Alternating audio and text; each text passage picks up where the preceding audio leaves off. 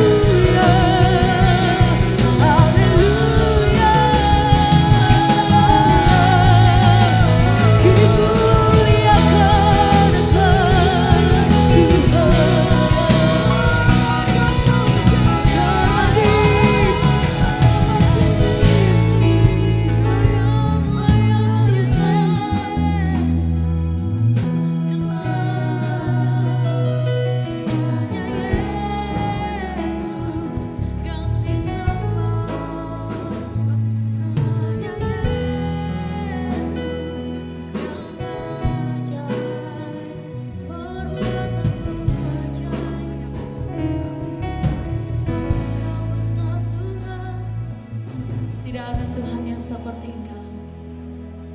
Sebab Engkau layak, Engkau yang mulia, Engkau yang berharga. Perbuatanmu ajaib dalam hidup kami. Dan jiwa kami benar-benar menyadarinya Tuhan. Maka pada saat ini kami mau berdiri di hadapan-Mu dan kami mau nyatakan Engkau Tuhan yang hebat, Engkau Tuhan yang dahsyat, Engkau Tuhan yang ajaib. Haleluya.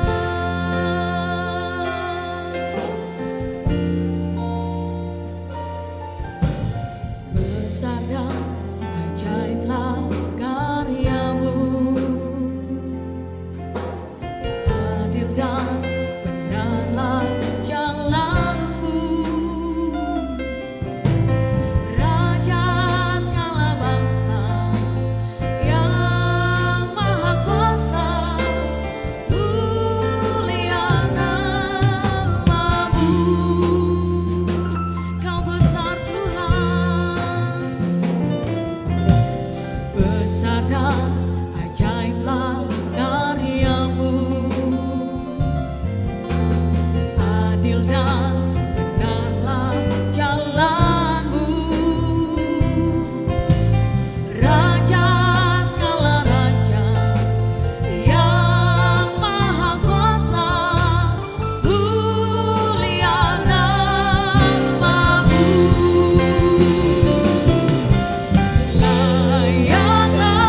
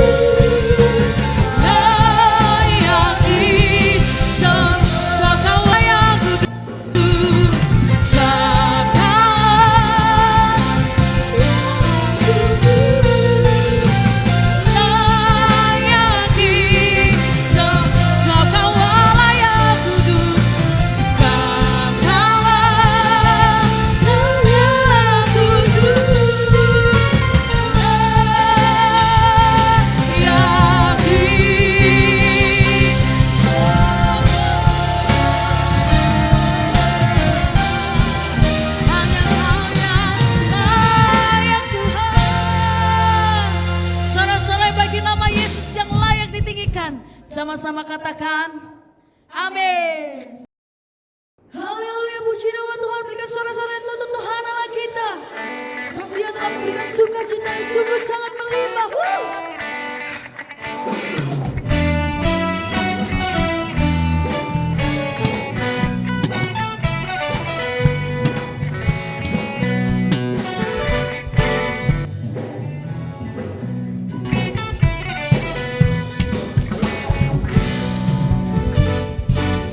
Takkan ku izinkan ketakutan, karena imanku pada Yesus Tuhan.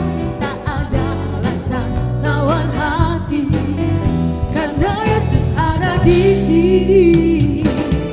Ku percaya firman Tuhan sanggup menghidupkan dan berikan sukacita dalam Tuhan. Melimpah, melimpah kekuatan dari Tuhan tercurah atas kita.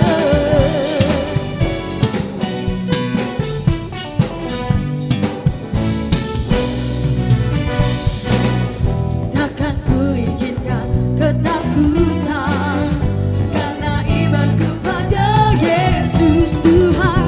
Tak ada alasan tawar hati, karena Yesus ada di sini. Ku percaya firman Tuhan sanggup menghidupkan dan berikan sukacita dalam Tuhan. Melimpah, melimpah kekuatan dari Tuhan tercurah atas kita. Sukacita dalam Tuhan melimpah, melimpah kekuatan dari Tuhan tercurah atas kita. Sukacita, oh melimpah, melimpah kekuatan dari Tuhan tercurah atas kita, tercurah atas kita, tercurah atas kita.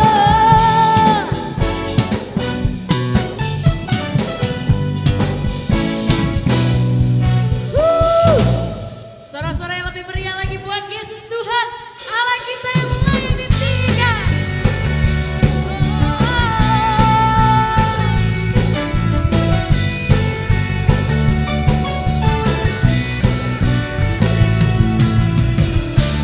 Yesus, Kau kekuatan di hidupku, takkan gentar langkahku. Kau angkat tanganku di saat ku jatuh, Kaulah sumber kuatku. Bersama Yesus, lembah yang gelap kan ku lewati, sebab Engkau sertaku. Dengan imanku ku diselamatkan oleh kuasa Yesus. Mari semua tidak kasih katakan, ku angkat tanganku, ku sorakan haleluya. Namamu berkuasa, surga bumi nyatakan. Ku angkat tanganku, nyatakan Kau hebat, Allah yang perkasa, berkuasa selamanya.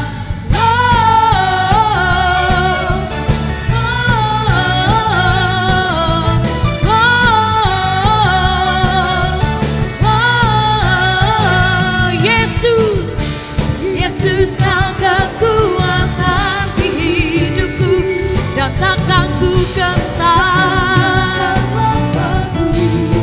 Imanku di dalam, Kau angkat tanganku di sana.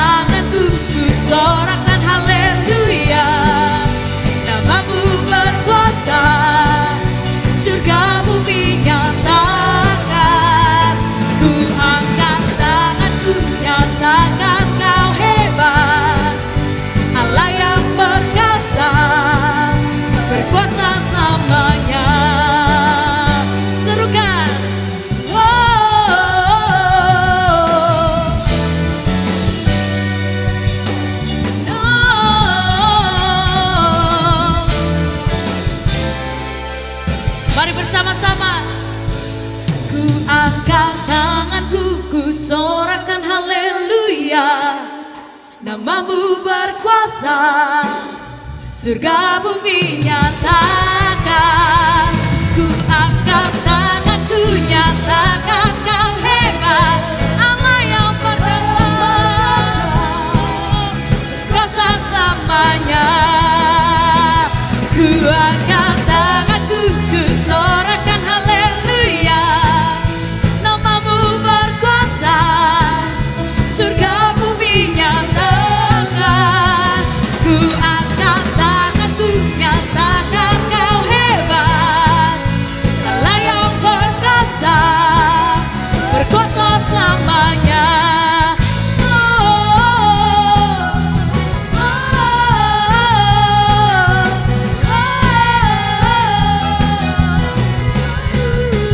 Sorak-sorai buat Yesus Tuhan yang dahsyat. Haleluya. Silakan duduk kembali Bapak Ibu Saudara yang kasih Tuhan.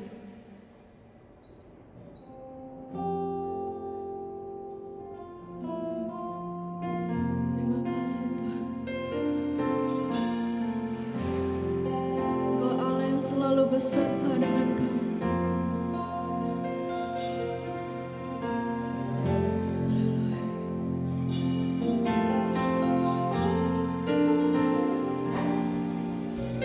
Tiada pernah ku ragukan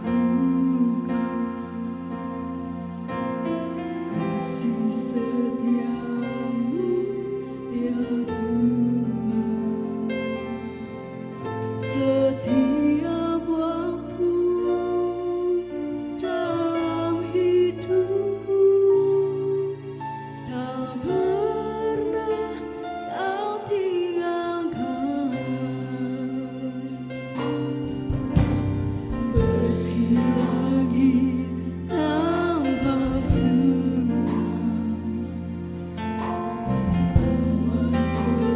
awan gelap pun berada.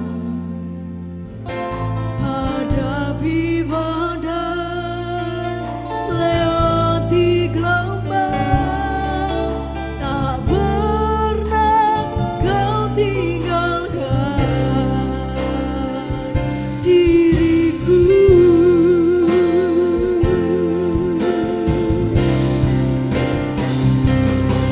Kuasa berabad di sisiku,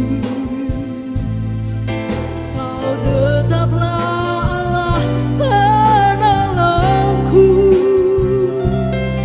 Walau 10.000 rebah di kandangku,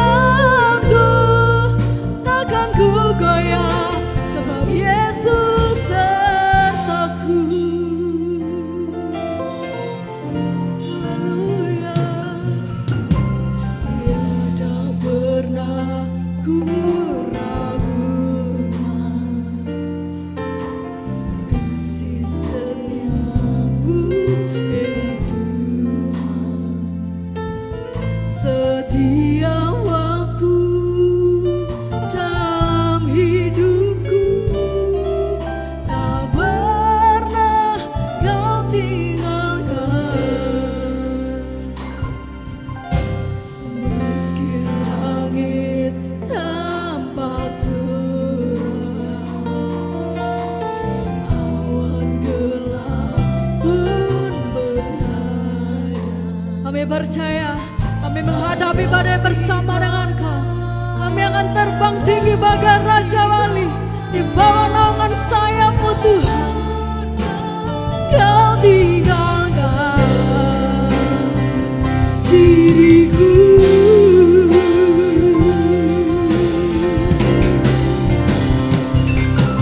Walau 1000 rebah di sisiku,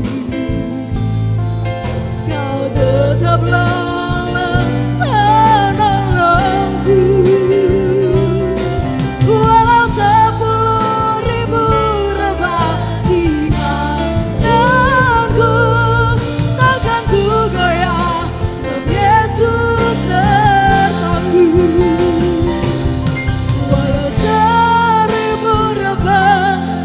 sisiku. Kau tetaplah Allah penolongku. Walau 10.000 rebah di kananku, takkan ku goyah, sebab Yesus sertaku. Berjalan bersamamu kami tidak akan takut Tuhan. Walau 1000 rebah di sisiku, Kau tetaplah penolongku. Walau 10.000 rebah di kananku, takkan ku goyah, sebab Yesus sertaku. Walau 1000 rebah di sisiku, Kau tetaplah penolongku. Walau 10.000 rebah di kananku, takkan ku goyah, sebab Yesus sertaku. Takkan ku goyah, sebab Yesus sertaku. Takkan ku goyah, sebab Yesus sertaku.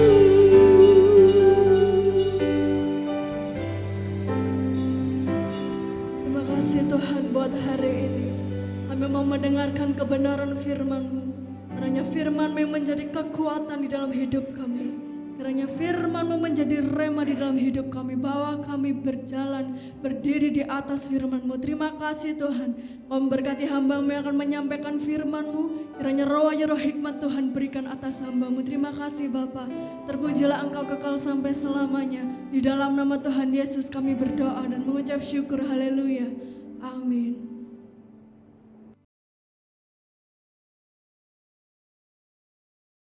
Shalom, jemaat yang dikasihi oleh Tuhan, jemaat di Daru Blessing, satu sukacita untuk berjumpa dengan Anda sekalipun dalam bentuk online. Dan hari ini biarlah firman Tuhan tetap menjadi bagian remah kekuatan dalam kehidupan kita. Firman Tuhan pada hari Minggu pagi ini akan kami ambil dari 2 Tawarik pasal 7 ayat yang ke-13 sampai 14. Saya percaya firman Tuhan ini banyak dipakai orang hari-hari terakhir ini. 2 Tawarik 7 ayat 13 sampai 14, mari kita lihat firman Tuhan berkata kepada kita, bila mana aku menutup langit sehingga tidak ada hujan, dan bila mana aku menyuruh belalang memakan habis hasil bumi, dan bila mana aku melepaskan penyakit sampar di antara umatku, ayat 14, dan umatku yang atasnya namaku disebut merendahkan diri, berdoa dan mencari wajahku, lalu berbalik dari jalan-jalannya yang jahat, maka aku akan mendengar dari sorga dan mengampuni dosa mereka serta memulihkan negeri mereka. Jemaat yang dikasihi oleh Tuhan, menarik sekali 2 Tawarik 7 ayat 13 berkata, bila mana aku menutup langit sehingga tidak ada hujan, bila mana aku mendatangkan belalang, wabah, sampar yang menghancurkan negerimu. Anda lihat menarik ketika ditanyakan kepada kita, dan ini pertanyaan yang salah satu pertanyaan yang paling banyak ditanyakan pada saya, yaitu orang bertanya terutama di awal-awal COVID-19, orang bertanya, ini dari siapa? Dari Tuhan, dari setan, dari manusia? Dan menarik kalau kita menggunakan 2 Tawarik 7 ayat 13, maka jawabannya adalah dari Tuhan. Sebab ayat 13 berkata, bila mana aku menutup langit sehingga tidak ada hujan, bila mana aku Tuhan mendatangkan belalang hama memakan habis hasil bumimu, bila mana aku Tuhan mendatangkan sampar atas negerimu. Dan jawabannya adalah menurut 2 Tawarik 7 ayat 13 adalah Tuhan. Tuhanlah penyebab itu semua. Tetapi yang menarik, lebih menariknya lagi adalah ayat 14. Tiba-tiba Alkitab berkata, Tuhan sendiri berkata, bila mana umatku yang atasnya namaku disebut merendahkan diri, berbalik dari cara mereka yang salah, berdoa kepadaku, mencari wajahku. Tiba-tiba menarik ayat 14, Tuhan berkata bahwa solusi dari persoalan apabila terjadi kekeringan, persoalan apabila ada belalang hama yang memakan hasil bumi, persoalan apabila ada sampar atas negerimu, maka jawabannya adalah ayat 14 berkata, manusia harus berbalik dari jalannya yang salah. Seakan-akan Tuhan berkata, iya, saya pikir ini jawaban atas pertanyaan siapa yang mendatangkan penyakit COVID. Ada campur tangan Tuhan, mungkin ya. Ada campur tangan setan, kuasa kegelapan di situ, mungkin ya. Tetapi Tuhan bukan penyebab utama dari sebuah persoalan ini. Ayat 14 dia berkata solusinya diletakkan pada manusia. Artinya kausa prima atau penyebab utama mengapa hari ini terjadi sesuatu yang mengerikan seperti ini adalah, saya pribadi percaya, diletakkan pada manusia. Tahun 2015 mungkin Anda sudah pernah mendapatkan klipnya, video tentang Bill Gates di TED Talks, kemudian bicara di hadapan banyak orang. Hari itu dia meresponi apa yang terjadi dengan penyakit Ebola. Penyakit Ebola adalah virus yang mematikan, menghancurkan setiap daging manusia. Dan kemudian Bill Gates hari itu tahun 2015 berkata, bagaimana seandainya ada virus baru yang muncul tetapi tidak seperti Ebola. Ebola mudah untuk diselesaikan sebab Ebola tidak menjangkit lewat udara. Ebola butuh sentuhan, dan kebetulan penyebaran Ebola pertama kali terjadi di tempat yang jauh dari perkotaan, daerah pedalaman yang terpencil, sehingga mudah untuk diselesaikan. Tiba-tiba Bill Gates berkata 2015, 5 tahun yang lalu, bagaimana seandainya muncul sebuah virus yang dapat berjangkit secara udara, dia akan menyebar lewat perkotaan. Apakah kita siap? Kemudian dia bicara tentang kita negara-negara punya dana yang begitu besar untuk tentara kita, peperangan kita melawan musuh yang kelihatan. Bahkan Amerika punya dana untuk perang bintang di luar sana. Kemudian Bill Gates bertanya, bagaimana seandainya kita menghadapi musuh yang tidak kelihatan? Dia bicara soal virus, dia bicara tentang penyakit yang menyebar. Dia bilang kita tidak punya hari itu persiapan untuk menghadapi virus yang dapat menyebar langsung secara cepat lewat udara, kita tidak punya. Dan 2020 kita mengalami hal tersebut. Berarti ada orang yang sudah bisa melihat ada sesuatu yang salah dalam sistem kesehatan kita. Ada sesuatu yang salah dalam sistem kita menangani sesuatu yang disebut penyakit menular. Ada yang salah. Sama, saya percaya bahwa apa yang terjadi hari ini adalah bagian utama diletakkan pada manusia. Ada sesuatu yang salah. Tuhan terlibat di dalamnya, tetapi menurut saya dia terlibat karena dia menentukan siklus dalam sebuah kehidupan, sebab akibat dalam sebuah kehidupan. Misalnya, Anda tebang pohon di hutan, mungkin hari ini tidak terasa, 5-10 tahun kemudian Anda akan mengalami badai yang besar, Anda akan mengalami banjir bandang. Mengapa? Apakah itu Tuhan? Ya, ada hukum alamnya, dia menentukan hukum alamnya. Tetapi penyebab utamanya bukan Tuhan, penyebab utamanya adalah manusia. Itu sebabnya dia berkata kepada kita, mari ketika terjadi sesuatu yang mengerikan dalam negerimu, terjadi sesuatu yang besar dalam negerimu, kekeringan kah, hama yang memakan hasil bumi muka, atau dia bicara soal sampar yang menghancurkan kematian, membawa kematian pada banyak manusia, maka nomor satu adalah belajar untuk melihat apa yang salah dalam hidup kita. Itu sebabnya saudara-saudara yang kekasih, saya percaya bahwa penghakiman, kalau saya bisa sebut sebagai penghakiman Tuhan atau sesuatu yang tidak menghenakan, hajaran Tuhan berfungsi nomor satu bukan sebenarnya untuk menghancurkan iman seseorang, tapi nomor satu fungsi dari penghakiman Tuhan dalam hidup kita adalah untuk mereveal, untuk menyatakan apa yang salah dalam kehidupan kita. Apa yang salah? Makanya dia berkata, apabila umatku yang atasnya namaku disebut merendahkan diri. Merendahkan diri artinya apa? Berarti kita berani menerima sebuah kesalahan, berani menerima kenyataan ada sesuatu yang salah. Jangan-jangan ada yang salah dalam sistem kesehatan kita, ada yang salah dalam sistem pemerintahan kita, ada yang salah dalam sistem hubungan kita dengan masyarakat. Ataukah untuk hari ini sebagai seorang hamba Tuhan, saya berkata, adakah yang salah dalam sistem kita bergereja, dalam beribadah? Sebab Anda lihat sebuah kenyataan pahit terjadi. Bahwa ketika COVID-19 mulai melanda Indonesia, tiba-tiba orang mengalami ketakutan termasuk umat Tuhan sendiri. Pertanyaan saya adalah, apa yang terjadi dengan ibadah-ibadah kita dengan tahun-tahun yang sebelumnya? Jemaat mendengar tentang iman, jemaat bicara soal percaya, bahkan ketika pendeta bicara tentang percaya pada Tuhan, ada pertolongan, ada perlindungan. Biasanya banyak jemaat berkata, amin, haleluya. Tapi mengapa ketika kita mengalami persoalan, tiba-tiba ada banyak ketakutan dan kekhawatiran yang menurut saya di sebagian besar orang berlebihan. Sehingga terjadi ketakutan yang besar. Sehingga pendeta-pendeta harus kembali lagi berkata, jangan takut, jangan takut, jangan takut. Apakah khotbah bertahun-tahun dengar khotbah tentang percaya pada Tuhan, khotbah bertahun-tahun mendengar tentang iman, khotbah bertahun-tahun kita bicara soal bergantung pada Tuhan, tidak cukupkah? Sehingga hari ini orang masih dilanda oleh ketakutan. Apakah ada yang salah dalam sistem pemuritan kita? Sehingga ketika hari ini ibadah-ibadah gereja harus di closing, harus di pending. Kemudian ada banyak jemaat mulai kebingungan untuk mencari asupan rohani sendiri. Mulai harus mencari pada orang lain dan mulai bingung sebab mereka merasa tidak mendapatkan kebutuhan rohani. Apakah kita gagal untuk mendidik jemaat belajar mencari kebenaran firman Tuhan? Makan bukan hanya dari apa yang disediakan orang, tapi mari makan rohani yang disiapkan sendiri. Apakah ada sesuatu yang salah? Saya takut jangan-jangan Tuhan hanya mereveal, dia hanya sementara membukakan, dia hanya sementara menyatakan apa yang salah dalam kehidupan kita.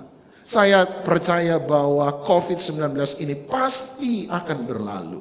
Dan kalau ini sudah pasti akan berlalu dan satu kali berlalu, kita kembali lagi pada gedung-gedung gereja kita dalam ibadah-ibadah kita. Pertanyaannya adalah, apakah kembali akan pada situasi yang sama?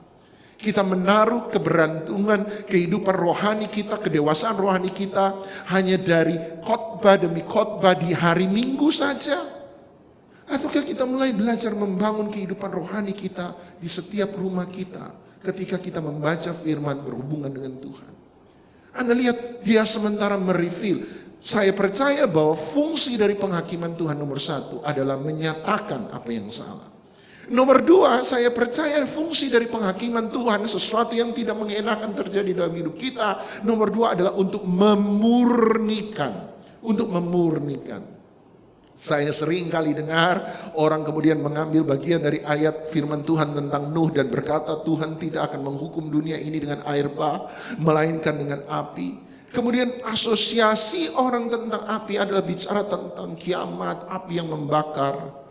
Tapi jangan-jangan kekasih Tuhan, umat yang disayangi oleh Tuhan, jangan-jangan api yang dia maksudkan di situ adalah api dalam suratan Petrus, api yang memurnikan iman kita.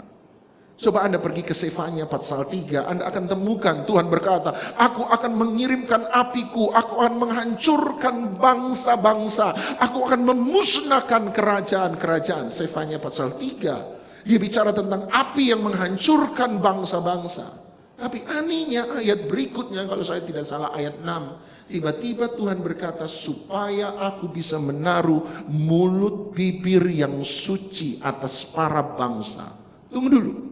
Ayat sebelumnya dia berkata, aku akan menghancurkan bangsa-bangsa. Ayat berikutnya dia berkata, supaya aku bisa menaruh bibir yang murni kepada bangsa-bangsa. Ayat sebelumnya dia bicara soal menghancurkan bangsa-bangsa.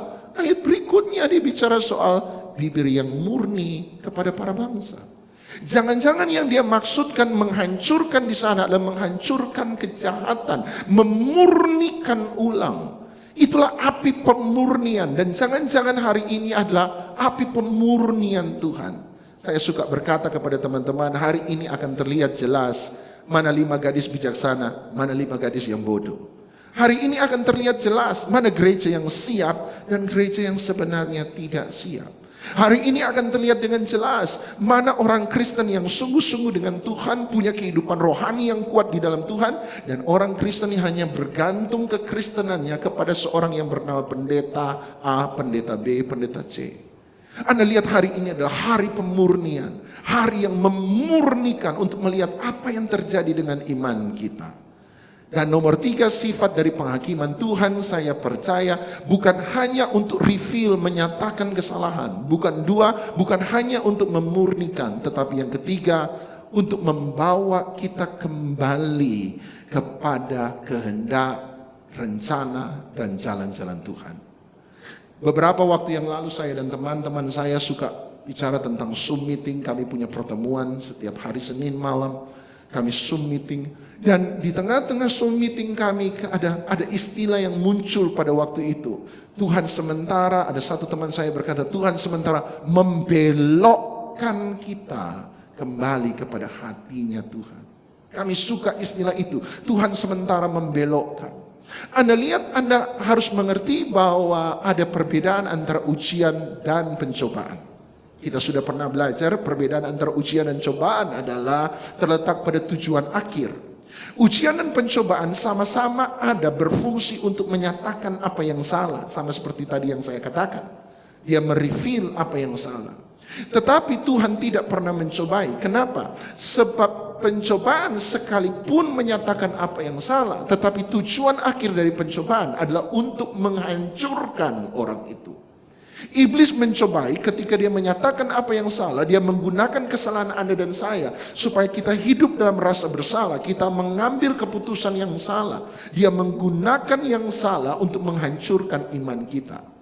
Berbeda dengan ujian, Tuhan tidak mencobai tetapi Tuhan menguji. Ujian juga ada untuk menyatakan apa yang salah, tetapi tujuan akhir dari ujian adalah supaya ketika yang salah dinyatakan, maka Tuhan menggunakan apa yang salah untuk membuat kita jadi tambah lebih baik. Dan saya percaya itu. Dia sementara membuat kita jadi gereja yang lebih baik, umat Tuhan yang lebih baik. Dia sementara membelokkan kita kepada kehendaknya. Anda ingat cerita Yunus? Ketika Yunus ada di tengah-tengah badai, di perahu yang dia tumpangi, kemudian terjadi badai besar. Orang-orang di kapal sudah buang semua barang mereka, berusaha untuk menyelamatkan, tetapi badai tidak juga berhenti. Kemudian mereka mencari tahu apa yang salah dalam perahu mereka. Dan mereka temukan yang salah adalah Yunus. Yunus ketika dipanggil naik ke atas buritan, Yunus kemudian berkata, ya, tidak peduli berapa banyak barang engkau buang, engkau tidak akan bisa menyelamatkan kapal ini. Badai tidak akan berhenti. Badai hanya berhenti kalau engkau membuang aku ke dalam laut. Dan yang luar biasa adalah orang-orang di perahu berkata, jangan bunuh, jangan ada pembunuhan, engkau tidak boleh dibuang laut.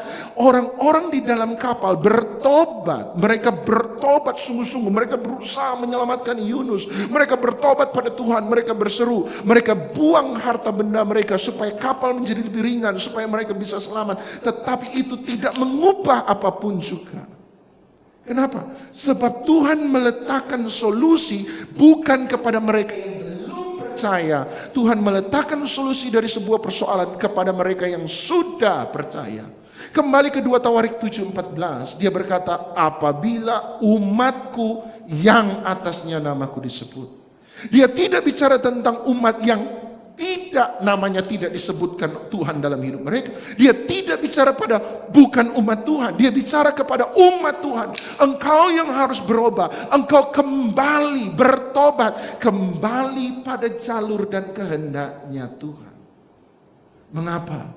Sebab dia berkata ayat 14. Sebab kalau engkau lakukan itu, I will heal your land. Aku akan memulihkan negerimu, bahasa Indonesia. Tapi bahasa Inggris saya suka sama seperti bahasa Ibrani. Tanahmu.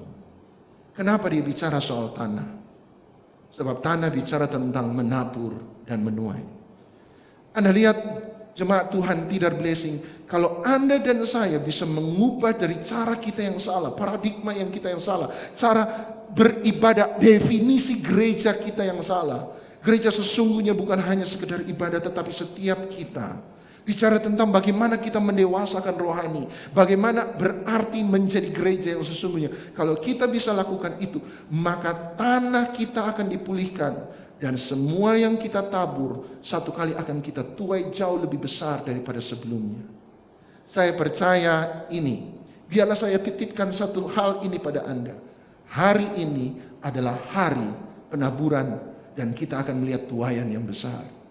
Sadarkah hari ini bahwa ada banyak orang sementara kesulitan hari ini? Ada banyak orang butuh pertolongan hari ini. Ada banyak orang sementara gundah gulana dan khawatir. Bukankah ini kesempatan besar bagi kita untuk bicara kepada mereka tentang Yesus? Oke, mari kita tidak bicara soal Yesus. Mari kita bicara tentang mendoakan mereka, menguatkan mereka, menolong mereka. Mari kita bukan hanya bicara tentang mengasihi, tapi hari ini adalah hari di mana kita mempraktekkan kasih itu sesungguhnya. Hari ini kita bukan hanya bicara tentang gereja, tapi mari hari ini adalah hari di mana kita menjadi gereja yang sesungguhnya. Gereja yang menjadi berkat bagi orang lain. Hari ini saya mengambil kesempatan untuk bertanya pada teman-teman pengusaha saya yang saya tahu satu lifting dengan saya, mereka berusaha, saya menyempatkan untuk bertanya, bagaimana bisnismu? Bagaimana usahamu? Tahukah Anda banyak orang yang dirumahkan hari ini? Mungkin salah satu Anda. Ada banyak orang yang di PHK, ada banyak orang yang sementara hancur. Hari ini adalah kesempatan besar untuk menolong mereka, menguatkan mereka. Hari penaburan. Dan saya percaya kalau masa COVID-19 berakhir, Dia akan memulihkan tanah kita.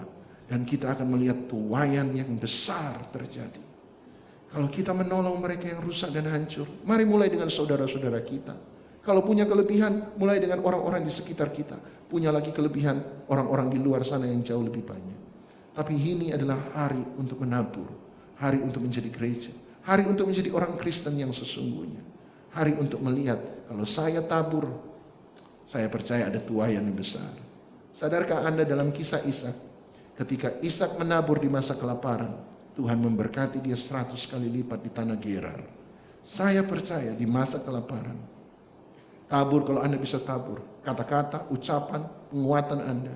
Dan saya akan percaya akan melihat mujizat yang terbesar, penuaian yang besar. Tetap semangat, jangan pernah menyerah. Tetap percaya pada Tuhan. Be the church. Jadilah gereja yang sesungguhnya. Sebab Tuhan sementara memulihkan tanah penaburan kita. Supaya kita akan melihat tuaian besar. Terima kasih, Tuhan memberkati.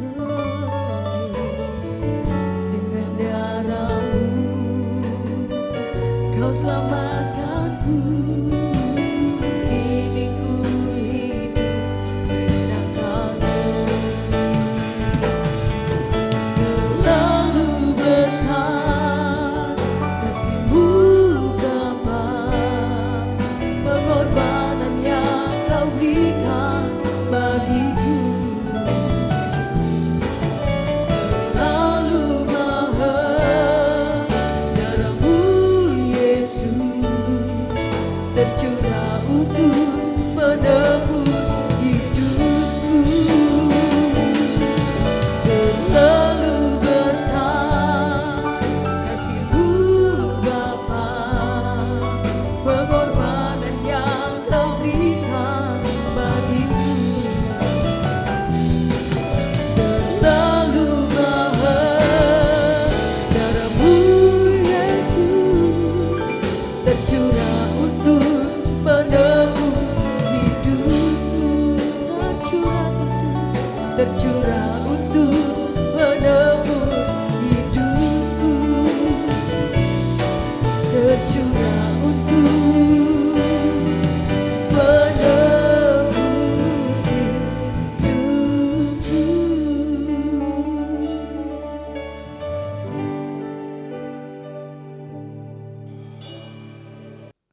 Haleluya.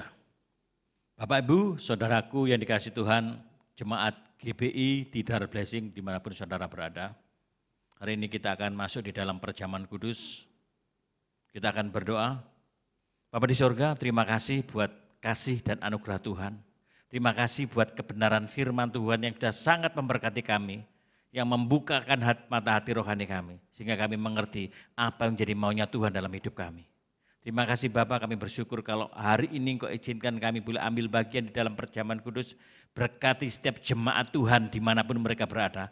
Berkati kami semua. Di dalam nama Tuhan Yesus Kristus kami sudah berdoa dan mengucap syukur. Haleluya. Amin.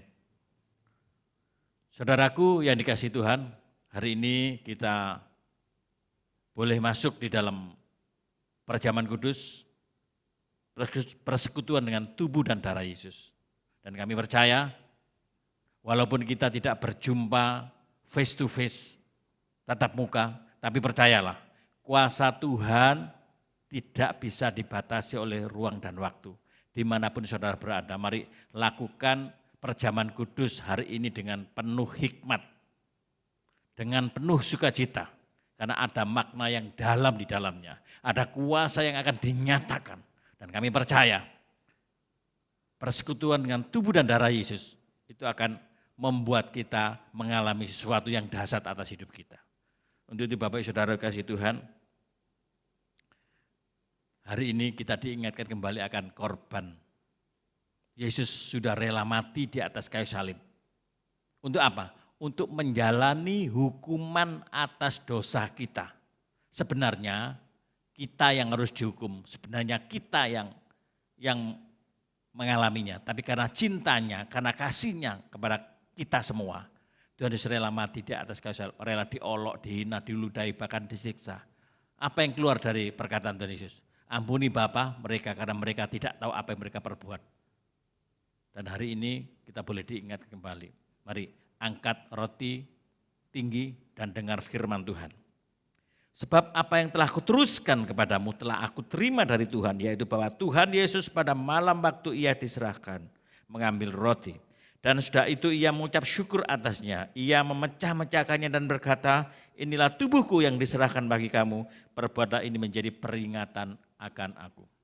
Bapak Ibu saudaraku yang kasih Tuhan, roti yang ada di tangan kita adalah roti yang sudah diberkati Tuhan. Adalah merupakan persekutuan dengan tubuh Yesus. Haleluya, makanlah.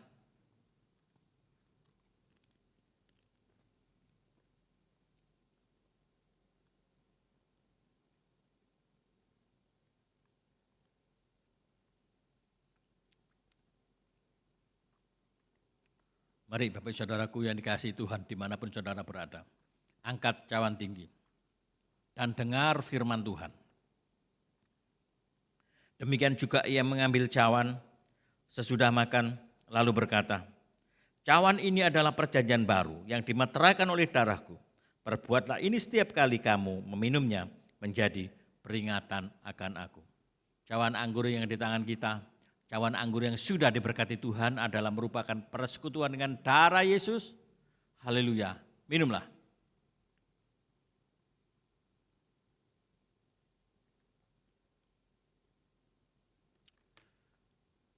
Mari kita berdoa. Terima kasih Bapa, kami mengucap syukur buat kasih dan anugerah Tuhan. Terima kasih buat keselamatan yang sudah kami terima sampai hari ini. Terima kasih buat pengorbanan Tuhan Yesus buat kami. Seharusnya kami ini yang binasa. Upah dosa adalah maut. Terima kasih Bapa buat kasih yang sudah kami nikmati. Ini bukti bahwa Tuhan sangat mengasihi kami. Terima kasih, berkati juga setiap jemaat Tuhan dimanapun mereka berada. Baik ada di Gresik, Sidoarjo, di wilayah Surabaya dan sekitarnya, Sawaan dan sekitarnya, Banyurip sekitarnya, Asem Rowo, Demak dan sekitarnya, semuanya kami menyerahkannya dalam tangan kasih kuasa Tuhan. Dan kami percaya kasih Tuhan, pengurapan Tuhan, penyertaan Tuhan, menyertai setiap jemaat Tuhan dimanapun mereka berada. Dan kami percaya yang saat ini, hari ini sakit, kami percaya Tuhan sudah sembuhkan oleh bilur-bilurnya. Dan yang berbeban berat kami percaya Tuhan memberikan kelegaan. Yang mengalami masalah kami percaya Tuhan berikan jalan keluar.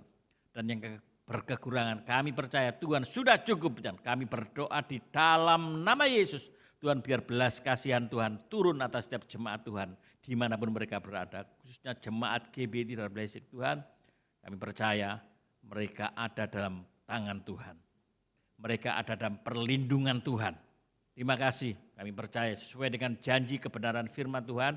Aku akan menyertai kamu senantiasa sampai pada akhir zaman. Dan biarlah itu benar-benar nyata atas kehidupan jemaat Tuhan dimanapun mereka berada. Terima kasih Bapak, berkati yang rumah tangganya lagi bermasalah. Tuhan berikan solusi, berikan jalan keluar. Kami percaya Tuhan, Tuhan turut campur tangan untuk menyelesaikan setiap masalah yang ada di jemaat Tuhan. Terima kasih, kami bersyukur di dalam nama Tuhan Yesus. Terima kasih Bapak, saudara kasih Tuhan.